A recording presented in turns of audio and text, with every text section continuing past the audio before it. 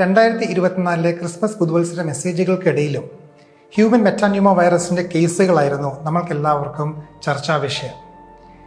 കേസുകൾ കൂടുന്ന ഈ കാലാവസ്ഥയിൽ ആശങ്കപ്പെടേണ്ടതില്ല എന്ന സംസ്ഥാന ആരോഗ്യ വകുപ്പും കേന്ദ്ര ആരോഗ്യ മന്ത്രാലയവും നമുക്ക് ഉറപ്പേകുമ്പോഴും നമ്മളുടെ എല്ലാവരുടെയും ഉള്ളിൻ്റെ ഉള്ളിൽ ഒരാശങ്ക ബാക്കിയുണ്ട്. എല്ലാ വാട്സാപ്പ് ഗ്രൂപ്പിലും സോഷ്യൽ മീഡിയയിലും എന്തിന് വാർത്താ ചാനലുകളിലും നിറഞ്ഞു നിൽക്കുന്നത് ഹ്യൂമൻ മെറ്റാന്യൂമ വൈറസ് ഇനി ഒരു കോവിഡ് ആകുമോ എന്നുള്ള ഒരു സംശയമാണ്. എന്താണ് ഹ്യൂമൻ മെറ്റാന്യൂമ വൈറസ്? അതിനെക്കുറിച്ച് കൂടുതൽ അറിയാം. ഞാൻ doctor Jacob George, senior consultant, department of critical care, Caritas hospital, Kottayam. എങ്ങനെയാണ് ഹ്യൂമൻ മെറ്റാന്യൂമ വൈറസ് പകരുന്നത്? ഹ്യൂമൻ മെറ്റാന്യൂമ വൈറസ് ഒരു ഡ്രോപ്ലെറ്റ് ഇൻഫെക്ഷനാണ്.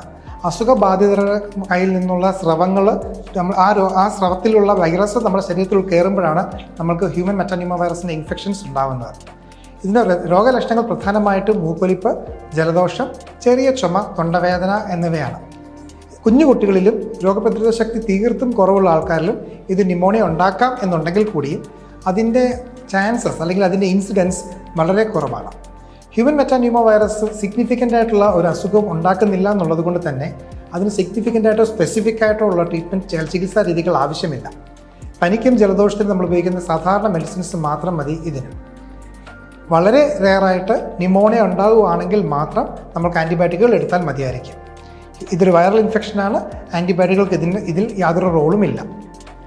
എങ്ങനെയാണ് ഹ്യൂമൻ മെറ്റാന്യൂമ വൈറസിൻ്റെ പകർച്ച നമ്മൾ തടയുന്നത്? ഒരു ജലദോഷമുള്ള, ഒരു മൂക്കൊലിപ്പുള്ള ഒരാളെ കാണുമ്പോൾ നമ്മൾ സ്വീകരിക്കുന്ന മുൻകരുതലുകൾ മാത്രം മതി ഹ്യൂമൻ മെറ്റാന്യൂമ വൈറസിന്. നമ്മൾ വൃത്തിയായി കൈ കഴുകുക, സോപ്പിട്ട് കൈ കഴുകുക, മാസ്ക് ധരിക്കുക, അകലം പാലിക്കുക, വ്യക്തി ശുചിത്വം പാലിക്കുക. ഇങ്ങനെ ചെയ്തു കഴിഞ്ഞാൽ അതിൽ നിന്ന് ഇൻഫെക്ഷൻസ് വരാനുള്ള ചാൻസസ് തീർച്ചയായും കുറവായിരിക്കും. Human metapneumovirus is an RNA virus.